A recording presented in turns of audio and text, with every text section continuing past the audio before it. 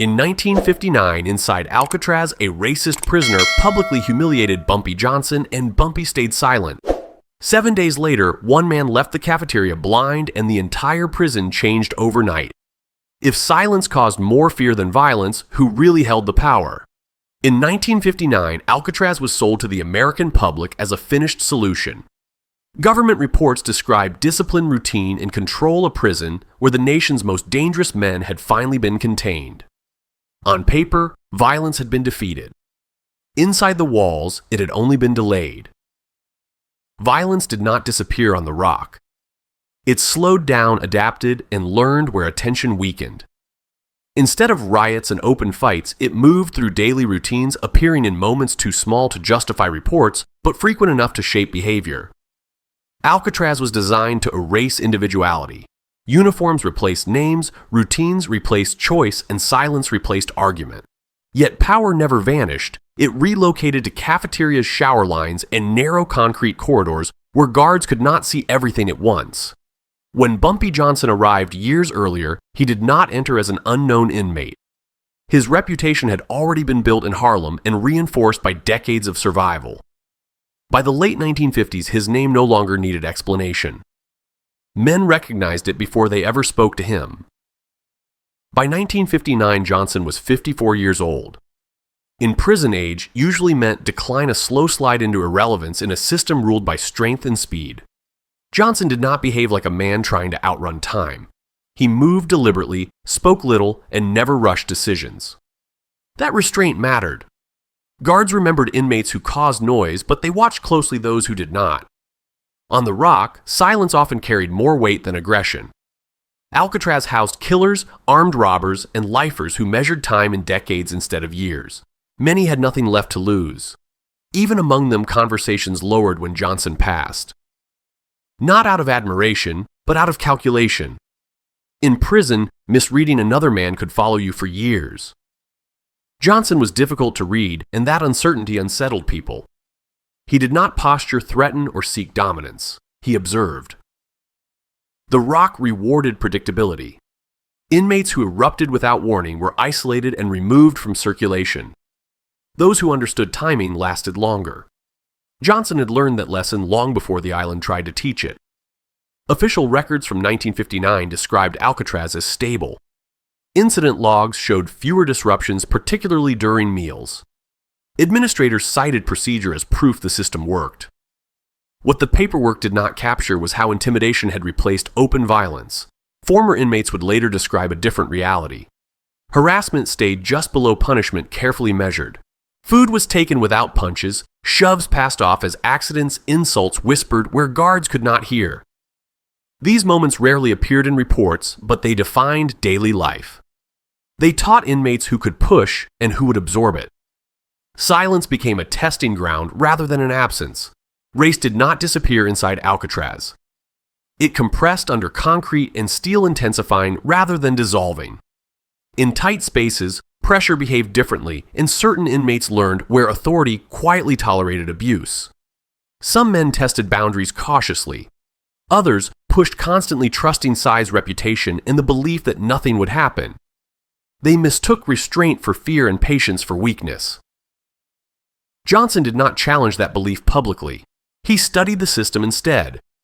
He learned what guards ignored, what they documented, and what they could not afford to overlook. The cafeteria was the most controlled space on the rock. Guards had clear sightlines, and violence there brought immediate punishment. That made it the safest place to provoke and the most dangerous place to respond. Johnson ate at the same table every day. He never rushed his meals and never lingered. His routine never changed, and neither did his posture. To some inmates, he looked like a man quietly waiting out his sentence. To others, he looked like a man counting something down. Johnson never clarified which interpretation was correct. He did not interrupt humiliation or escalate insults. He absorbed them, allowing misjudgments to accumulate. That restraint confused some men and emboldened others. It also unsettled those who understood what patience usually precedes. In a place like Alcatraz, silence was never neutral. Several men would later admit they misunderstood it. By the fall of 1959, the balance inside Alcatraz shifted without a single report being filed. Small humiliations went unanswered and observers misread the moment entirely. Calm was mistaken for a surrender. What Alcatraz presented as order was often performance. The real structure existed between inmates, not above them. And when that structure adjusted, it did so suddenly. The Rock never forgot timing. Neither did Bumpy Johnson, and Alcatraz was about to learn which one mattered more. Eric Polson was not an ordinary inmate. Court records described him as a repeat killer whose victims followed a pattern, not coincidence. Violence in his case was not impulsive, it was selective, and the selection was racial. By the time Polson arrived at Alcatraz, he was already considered too dangerous for standard federal prisons. His transfers followed incidents that never quite fit the category of uncontrolled, but always ended with someone else injured. Authorities did not describe him as unstable. They described him as deliberate. Physically, Polson dominated space. He was tall, heavy, and built through years of prison weightlifting a man whose size spoke before he did. In environments like Alcatraz that mattered, strength alone could rearrange social order without a word being exchanged. At Alcatraz, Polson learned quickly what violence looked like on paper. Open assaults brought reports, isolation, and consequences. So he adjusted. He stopped hitting first and started humiliating. Polson did not punch men in front of guards. He took food from trays, stepped into paths that forced others to move, and collided just hard enough to hurt while looking accidental. In showers and yards, his presence alone created pressure. The damage came later. Words became his preferred weapon. He whispered slurs where guards could not hear them and spoke just loudly enough when authority turned away. Each insult was calibrated too small to discipline, too constant to ignore. The effect accumulated. Former inmates would later describe Polson as patient in his cruelty. He did not need immediate reactions. What mattered was repetition, the slow erosion of dignity in places where resistance carried risk. Fear for Polson was more effective when it spread quietly. Race shaped everything he did. His comments, his targets, his timing all followed the same logic. He did not intimidate randomly. He chose those he believed the system would not protect. Some guards noticed, others did not intervene, and a few, according to later accounts, quietly approved of the order Polson imposed. He learned quickly which faces looked away and which ones lingered too long. Within 2 years, Polson had established himself as a constant. Not the loudest man on the Rock, but one of the most avoided. Even white inmates who disliked his views avoided confronting him. Size and reputation created a buffer that most men respected. Polson believed himself untouchable. His history reinforced that belief. He had killed before prison, terrorized during incarceration, and faced no consequences severe enough to change behavior. By 1959, he had refined his approach. He no longer needed violence to dominate. The threat of it, carefully implied, was enough. And silence from authority confirmed what he already believed. When Bumpy Johnson entered Polson's awareness, it registered as an anomaly. An older black inmate receiving quiet respect from men who usually feared size more than reputation, Polson noticed immediately. And he did not like what he saw. Johnson did not react to Polson's early provocations, that only sharpened Polson's interest. In Polson's experience, silence meant weakness. It meant permission. Each day Polson tested that assumption. He took small liberties, then waited. When nothing happened, he took larger ones. The absence of response confirmed his confidence. To Polson, Johnson represented a contradiction. A man who should have been diminished by age and confinement, yet remained untouched by the usual pressures. That contradiction felt like a challenge. What Polson failed to understand was timing. He believed power moved immediately, that dominance had to be asserted in the moment. He had never learned what patience looked like in men who planned beyond the next encounter. The Rock allowed men like Polson to operate because their actions rarely crossed documented lines. Harassment stayed beneath the threshold of discipline. Reports require injuries. Intimidation requires witnesses willing to speak. Later accounts would reveal how many men had experienced Polson's behavior and said nothing. Not because it didn't matter, but because speaking up often made things worse. Silence became survival. By the fall of 1959, Polson's confidence had hardened into certainty. He believed he understood the hierarchy of Alcatraz completely. He believed he had identified who could be pushed and who could not. What he had not accounted for was miscalculation. He had mistaken restraint for fear, and patience for surrender. That error would not be corrected immediately. It would be corrected decisively. Many of the behaviors described here are reconstructed from overlapping inmate accounts, as official records rarely captured acts that fell just short of documented violence. 7 days. 3 public humiliations. No response. Inside Alcatraz, time moved differently. A week was long enough for reputations to shift, long enough for assumptions to harden. And for the men watching closely, those 7 days would later feel like a countdown they failed to recognize. The first insult happened in the cafeteria. It was small by design, food taken from a tray, a deliberate reach that crossed no official line. Guards were present, notebooks untouched, eyes already trained elsewhere. What mattered was not the theft, but who it happened to. When the plate was taken, Bumpy Johnson did not look up. He did not stand. He did not speak. He finished his meal as if nothing had occurred, and the silence around his table widened. Some inmates shifted uncomfortably. Others leaned in. In Alcatraz, reactions mattered more than actions, and Johnson's lack of one confused the room. To some, it looked like retreat. The second humiliation came days later, this time in the showers. Space was tighter, the floor slicked bodies close enough that accidents could always be claimed. A shove followed by a remark delivered just loud enough to be heard, just soft enough to escape consequence. Johnson steadied himself and stepped aside. He did not protest. He did not escalate. Water continued to run, and the moment passed without intervention. By then, rumors had started to form. Some men believed Johnson had lost his edge. Others whispered that age had finally caught him. In prison, explanations rarely wait for evidence. The third incident unfolded in the yard. It was midday, visible public. A blocked path, a forced detour, a laugh that carried farther than intended. The message was simple: move around me. Again, Johnson complied. He altered his route and continued walking. The moment ended, and with it, any remaining doubt in the mind of the man doing the testing. For Eric Polson, each incident confirmed the same conclusion. Silence meant weakness. Restraint meant permission. He had learned this pattern before in other prisons with other men. What Polson did not understand was how Alcatraz measured responsibility. Violence mattered less than sequence. Who started it? Who could be blamed? Who crossed the line first? Johnson understood this completely. He had spent years watching how incidents were written up, how blame was assigned, how narratives were shaped. In that system, the first blow mattered more than the final one. Every insult Johnson absorbed added weight. Every public slight tightened the situation, narrowing the space Polson had to retreat. What looked like patience was positioning. To men unfamiliar with Johnson's past, the silence looked like fear.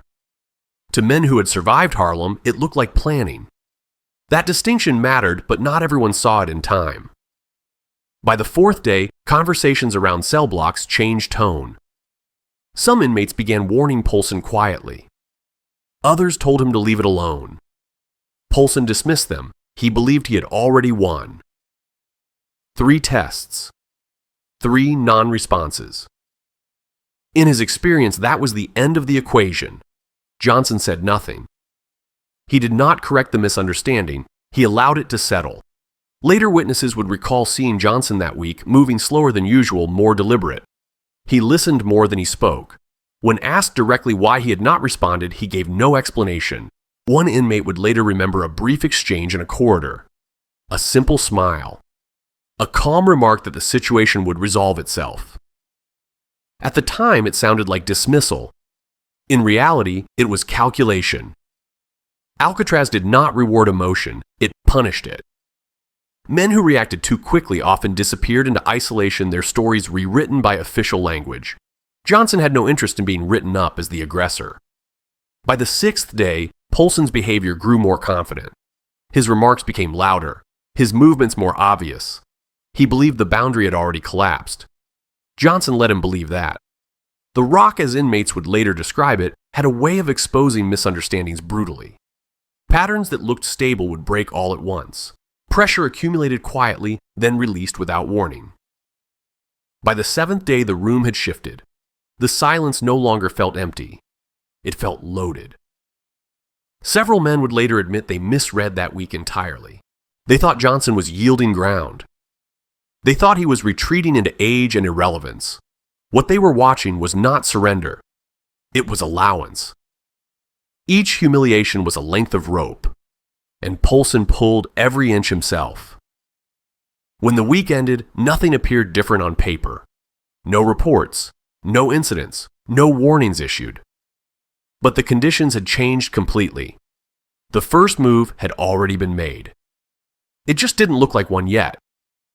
Some early observers later acknowledged they misunderstood Johnson's silence during this period, a conclusion shaped only after the full sequence of events became clear.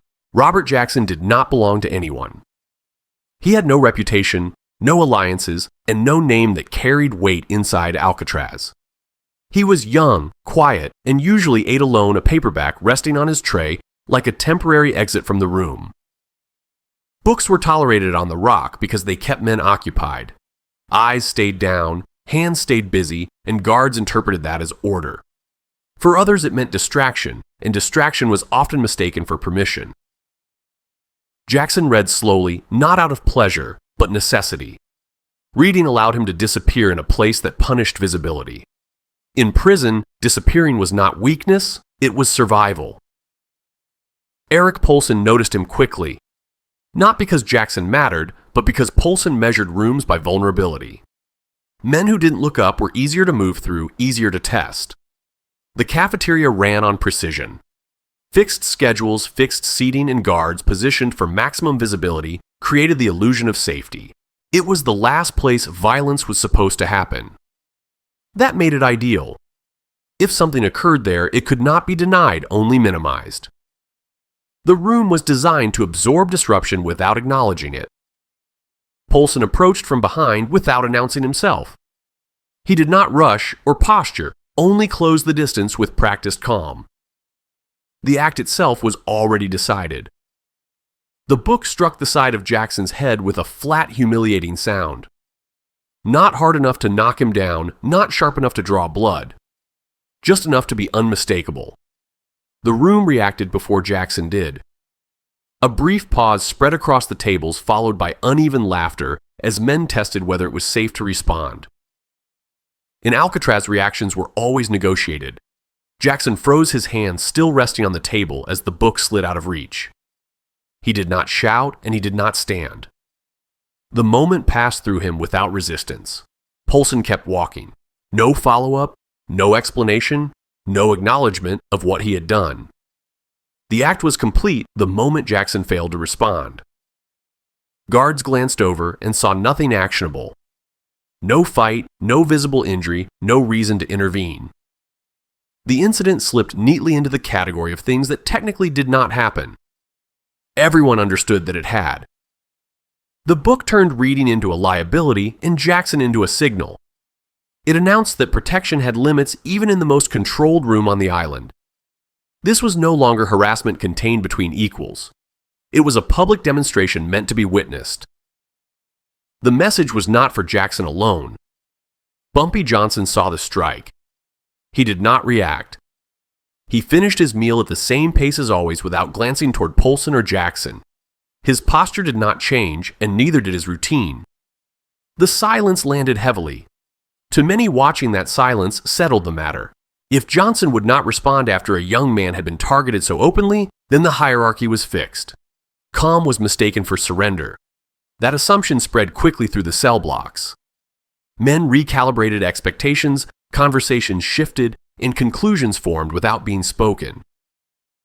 The room adjusted around the moment. Jackson left the cafeteria shaken but intact. He did not report the incident, and no one expected him to. In Alcatraz, complaints created attention, not safety. That night after Count Johnson spoke, not publicly and not urgently, just briefly and out of sight. The exchange left no paper trail. No guard documented it, and no recording exists. Only fragments survived, repeated years later by men who happened to be nearby. The consistency lay not in wording, but in tone. Johnson did not threaten Polson. He did not raise his voice or list consequences. According to those fragments, he said one sentence calmly and without emotion. Polson reportedly smiled. He had heard warnings before and they always came with heat. This one did not. What Polson failed to recognize was that this was not a warning. It was a marker. The book had already changed the sequence. An unprotected inmate had been struck in full view and the system had absorbed it without response. From that point on, the next move could not be framed as provocation. Only reaction remained. Johnson understood how blame worked on the Rock. Who initiated mattered more than what followed. Timing mattered more than force. The cafeteria was built to prevent violence, not to explain it. If something happened there, it would have to be brief, unmistakable, and final. The book ensured that condition. Johnson did not seek Jackson out afterward. He did not offer reassurance or protection. The absence was deliberate. Jackson was quietly repositioned in the days that followed. Not officially moved, just guided toward different tables and different times. Small adjustments made without explanation. Polson noticed the changes and misread them as confirmation of his reach. In reality, the room was correcting itself. Attention sharpened without announcement. The cafeteria no longer felt neutral. It felt prepared. Silence settled differently. No one mentioned the book directly because no one needed to. Johnson returned to routine without comment. But the silence had changed quality. It was no longer absorbent. It was loaded. Details of the brief exchange that night are reconstructed from overlapping recollections. No official record exists. The Alcatraz cafeteria was engineered to make violence impractical. Wide sightlines allowed guards to scan the room in seconds, while narrow walkways restricted movement between tables. Every detail served a single purpose: prevent escalation before it began. Meals followed rigid choreography. Inmates entered, sat, ate, and left on schedule with no space for improvisation. Any deviation drew attention immediately, and attention on the Rock carried consequences. That predictability was not accidental. Administrators believed that removing chaos from daily routines would remove violence with it. On paper, the cafeteria was proof the theory worked. In practice, it became something else. A room where conflict could not unfold slowly, where nothing could be hidden, and where any action had to be decisive to succeed. Johnson understood this better than most. He had spent years observing how Alcatraz reacted to disruption, which spaces triggered reports, and which ones forced immediate response. The cafeteria stood apart from all others. In the yard, violence could be framed as mutual. In corridors, accidents could be claimed. In cells, silence erased context. But in the cafeteria, sequence mattered more than explanation. If something happened there, everyone saw it. Guards, inmates, supervisors, no one could look away. The room forced clarity whether the system wanted it or not. That was why Johnson chose it. Not because it was safe, but because it was final. Any prolonged struggle would guarantee punishment. Any shouted threat would invite intervention. The only way to act in that space was to end everything before it began.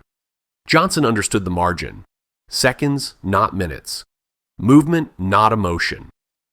The tables were bolted to the floor. Chairs could not be lifted. Trays were thin utensils, blunt. The environment stripped men of options, leaving only what could be carried unnoticed. Guards stood elevated at the perimeter, trained to react to chaos, not precision. Their eyes were conditioned to look for motion, not stillness. A brief contained action could pass through the room before the signal to respond ever formed. That was the paradox of the cafeteria. It prevented violence by assuming violence would announce itself. Johnson planned around that assumption. He also understood the narrative that followed incidents. In a room built for order, disruption appeared more shocking, more unjustifiable. Whoever initiated it owned the story. The book incident had already rewritten that narrative. A visible humiliation had occurred and the room had absorbed it without consequence. The system now had context even if it refused to acknowledge it. Johnson did not rush after that. He waited for routine to reassert itself, for the room to relax back into its rhythm. Tension dissipates quickly when nothing happens. By the time meals resumed their mechanical calm, the cafeteria felt neutral again. That neutrality was deceptive.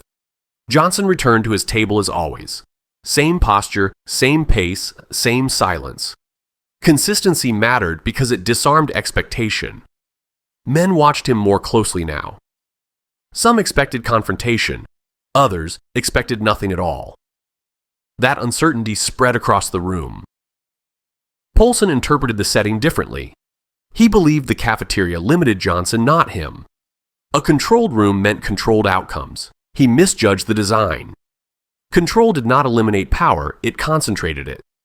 In spaces where violence is impossible, even small actions become absolute. There is no room for correction, no space for escalation. The first move is also the last. Johnson counted on that. He knew that if anything occurred, it would have to resolve before guards could intervene. Not because of speed alone, but because of surprise. The cafeteria did not allow for drawn-out dominance. It allowed only for conclusions. By choosing that room, Johnson removed ambiguity. Whatever happened, there would be witnessed, understood, and remembered exactly once. The rock depended on repetition to maintain order. Johnson planned a singular event that could not be repeated. When the moment arrived, it would not resemble a fight. It would resemble a correction brief, silent, and immediately irreversible. The room itself would enforce the boundary. Guards would respond after the fact, not during. The system would process the outcome, not prevent it. Johnson did not need allies in that space. He did not need permission. The architecture did the work. By the time men finished their meals that week, the cafeteria was no longer just a dining hall. It had become a stage built to ensure that whatever happened there would end everything that came before it. Nothing else on Alcatraz offered that certainty, and Johnson never chose a place unless he understood exactly what it would allow and what it would forbid. Descriptions of the cafeteria layout are drawn from archive schematics and former staff recollections. There was no warning, no raised voices, no scraping chairs, no sudden movement to announce what was coming. The cafeteria sounded exactly the way it always did, steady and unremarkable. Men were already eating when it happened. Trays, shifted utensils tapped softly, conversation stayed low and unfinished. Routine flattened the room into something predictable. Johnson sat where he always sat. His posture did not change, and neither did his pace. Nothing in his body suggested urgency or intent. Poulsen moved through the aisle with the same confidence he had carried for days.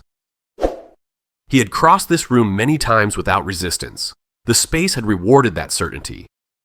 No one remembers a signal. Some witnesses would later insist there was none. Others say there was a shift too small to name.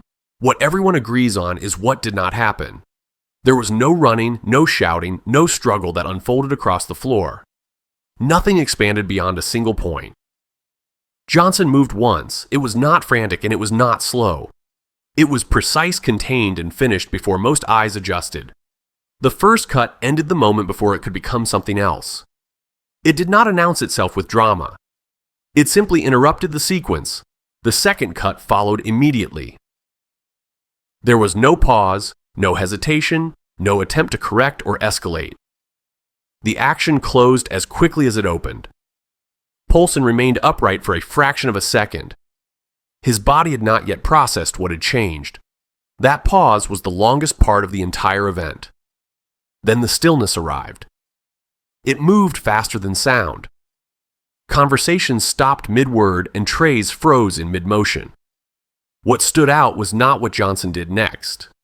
It was what he did not do. There was no third cut. He did not pursue.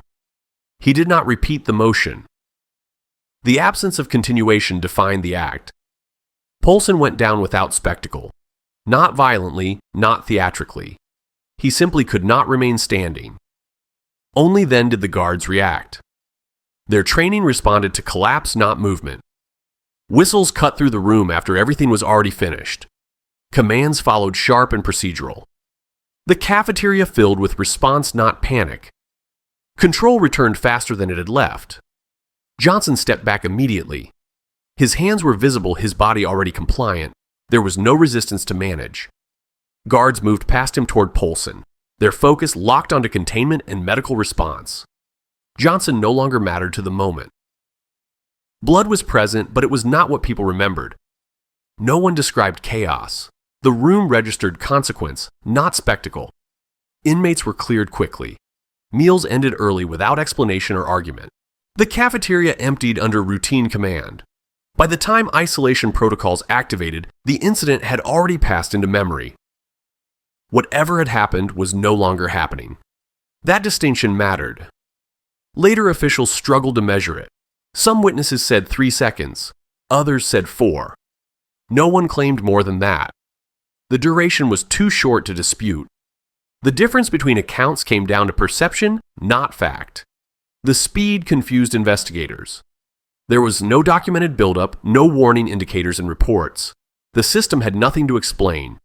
The cafeteria had functioned exactly as designed. Violence had not spread. It had been compressed. Johnson was escorted away without incident. He did not speak. His silence continued uninterrupted. Polson was taken for medical treatment. The injury was irreversible. No report softened that conclusion. What unsettled the prison was not the injury itself.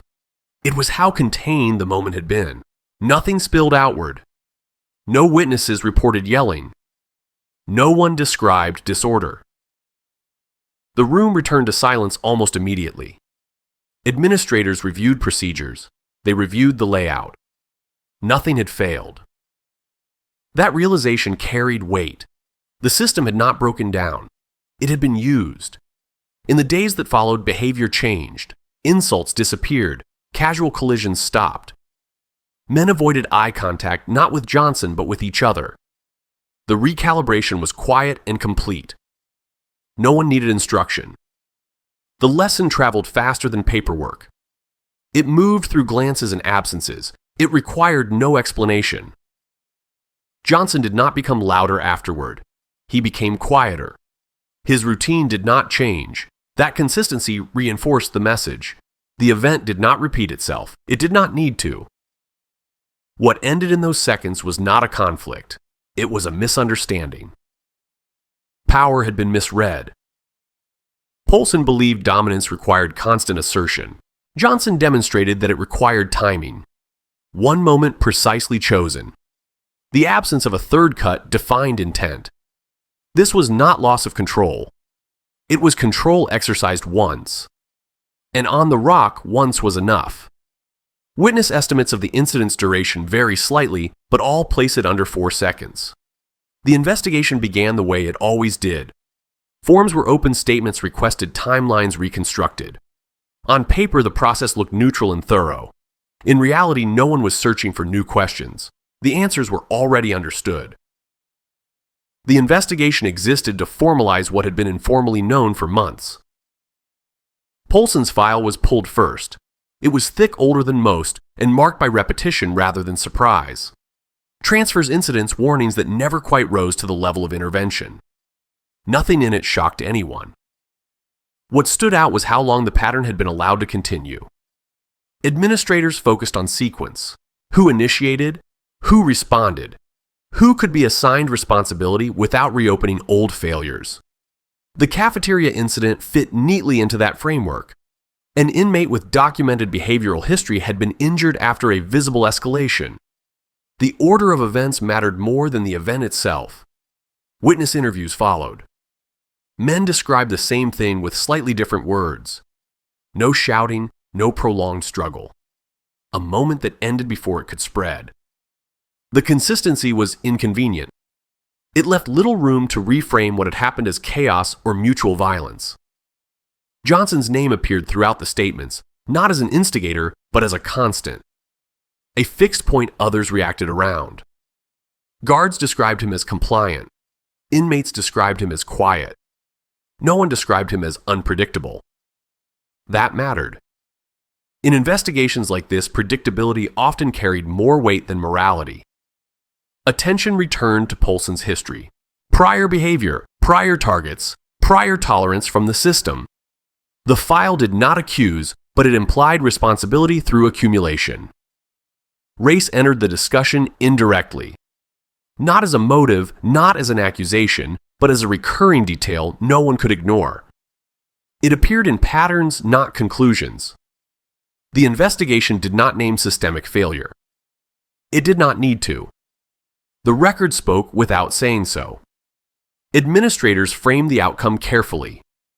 The language emphasized containment, prevention, and restoration of order. No public acknowledgement followed, no announcement, no policy shift. The Rock did not advertise correction. Johnson was disciplined. That much was unavoidable. The punishment reflected balance rather than judgment. Enough to reaffirm authority. Not enough to reopen questions. Polson's condition was documented clinically. The permanence of the injury closed discussion rather than extended it. Medical facts replaced narrative. What the investigation avoided was motive. Intent was implied through sequence not explored through context. No one asked why humiliation had escalated unchecked. No one asked why complaints never materialized. Silence served too many functions. The investigation knew too much to ask those questions honestly. Answering them would require examining tolerance, not just behavior. Files were closed methodically. Responsibility was distributed without being named. The system preserved itself. Within weeks, routine resumed. Meals returned to schedule. Seating patterns stabilized. Order reasserted itself quietly. But the investigation had done its real work. It confirmed boundaries without writing them down. Men understood what had been tolerated before would not be tolerated again. Not because policy changed, but because consequences had become visible. Johnson returned to his cell block without incident. He did not appeal. He did not comment. That silence aligned perfectly with the outcome. Nothing further needed to be said. The Rock continued operating as designed, but something fundamental had shifted beneath the paperwork. The investigation did not expose a mystery. It documented a correction. What unsettled administrators was not what they discovered. It was how long they had known it already. The case did not end with clarity, it ended with confirmation. And in institutions like Alcatraz, confirmation is often the most dangerous outcome of all. The final disciplinary outcome reflected administrative priorities as much as legal determination. The change did not arrive with announcements or warnings. There were no notices posted, no speeches delivered, and no rules rewritten. Alcatraz returned to routine as if nothing exceptional had occurred. But the tone inside the prison shifted. Not abruptly and not visibly, but unmistakably.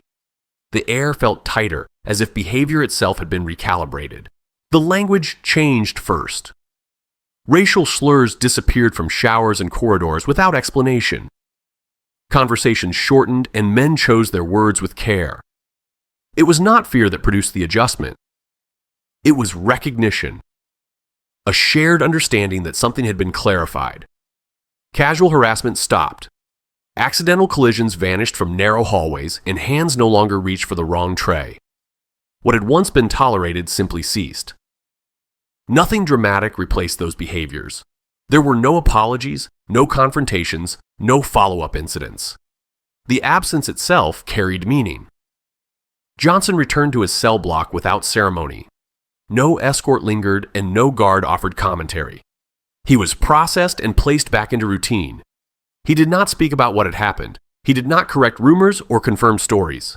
Silence remained his only response. His routine resumed unchanged. The same walking pace, the same posture, the same quiet presence in shared spaces. Consistency did the work words could not. That consistency mattered. It signaled that nothing had escalated and nothing would. The event had ended exactly where it needed to. Men noticed what did not happen next. There was no retaliation and no attempt to reclaim ground. The expected aftershocks never came. No one tested the boundary again. Not openly and not indirectly.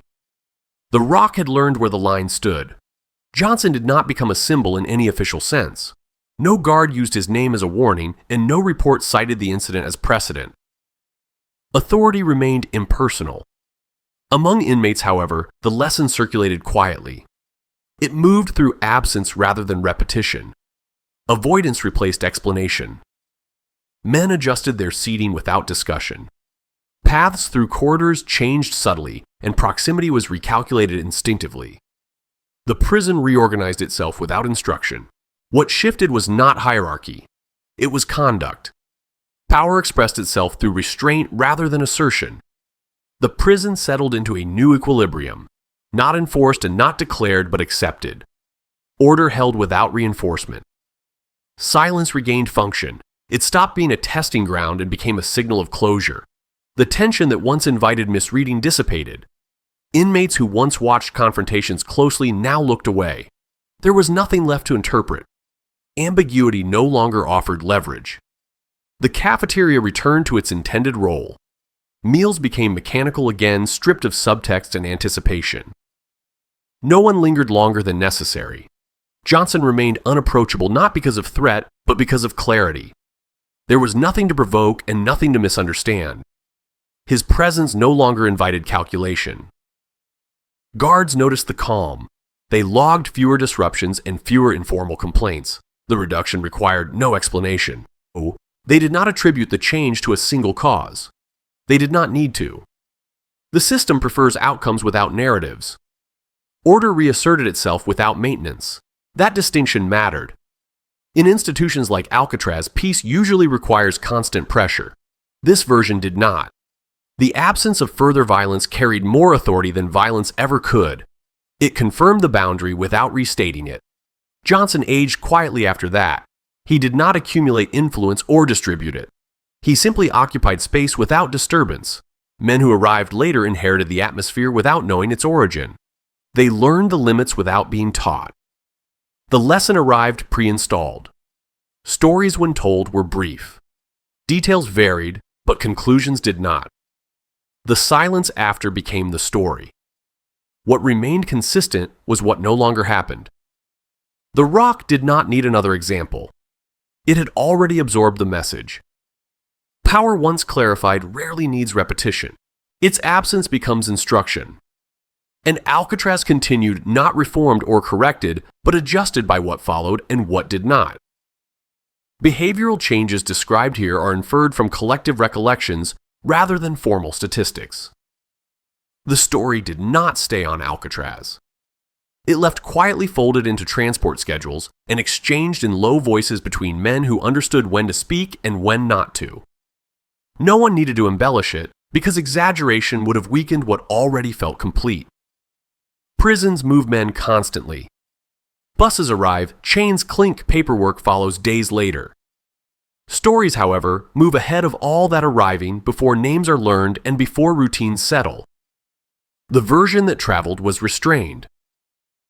An older man, a public misreading a correction that ended before it could spread. That sequence survived distance intact. Details shifted as it moved. Some remembered 3 seconds, others 4.